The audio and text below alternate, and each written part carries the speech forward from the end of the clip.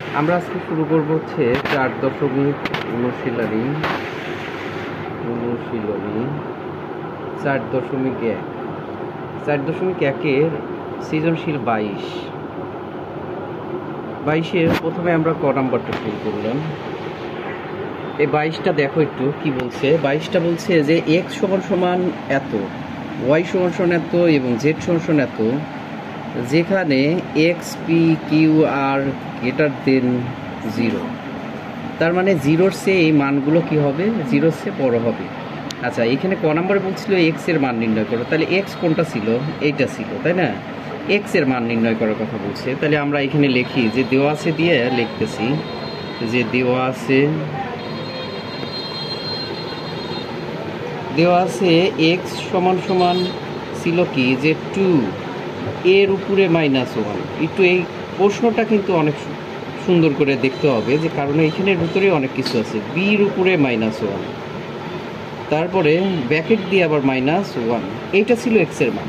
একটু আমরা এখন একটু এই খাতার দিকে তাকাই। দেখো আসলে এই -1টা কার উপরে আছে, এর উপরে, 2-র উপরে কিন্তু না। আবার -1টা কার উপরে আছে, বির উপরে, 2-র উপরে না। -1টা এই ব্র্যাকেট দিয়ে পুরোটার উপরে আছে।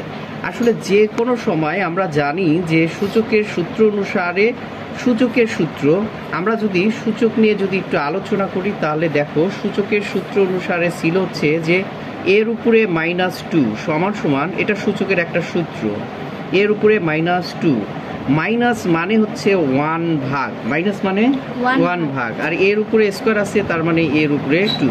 এটা হচ্ছে সূত্র।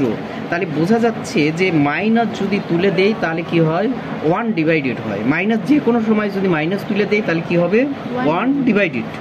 তাহলে আমরা এখান থেকে যদি এটা যদি ভাঙিয়ে লিখি 2 ইন্টু এই মাইনাসটা যদি তুলে দেই তাহলে 1 ডিভাইডেড বাই কি আছে, এ। আবার এখানে প্লাস 3 এখানে মাইনাসটা যদি তুলে দেই তাহলে কি হবে, 1 ডিভাইডেড বাই বি। বুঝছো কি? মাইনাসের জন্য কি লিখলাম, 1 ভাগ, আর বি আছে তাই বি লিখছি, কারণ বির উপরে 1 থাকাও যা, না থাকাও তাই। এটা যা ছিল তাই। আবার দেখো এখানে একটু খেয়াল করো, তাহলে এই 2টা গুণন হয়ে উপরে চলে যায়, তাহলে 2-র নিচে এ, প্লাস এই 3টা 1-এর সাথে গুণন হইলে পারে 3-র নিচে বি, এর উপরে কি -1। আমরা এখানে এ বি যদি লসাগু করি, এ বি লসাগু, তাহলে এ বি যা 2-র সাথে গুণন হলো তাহলে 2b, প্লাস এ যা 3-র সাথে গুণন হলো 3a, এর উপরে কি -1। আমরা তো জানি যে মাইনাস যদি তুলে দেই তাহলে কি হয়, 1 ডিভাইডেড, ঠিক আছে না? নিচে আমাদের কি ছিল, এই পুরোটা ছিল, তাহলে 2b plus 3a divided by কত, ab। আমরা এইখানে যদি এই 1 এই ভাগটাকে যদি গুণন দেই তাহলে নিচেরটা উপরে যাবে আর উপরেরটা নিচে আসবে, 2b প্লাস 3a।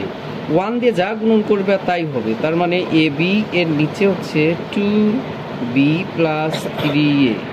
এটাই অ্যান্সার আমাদের।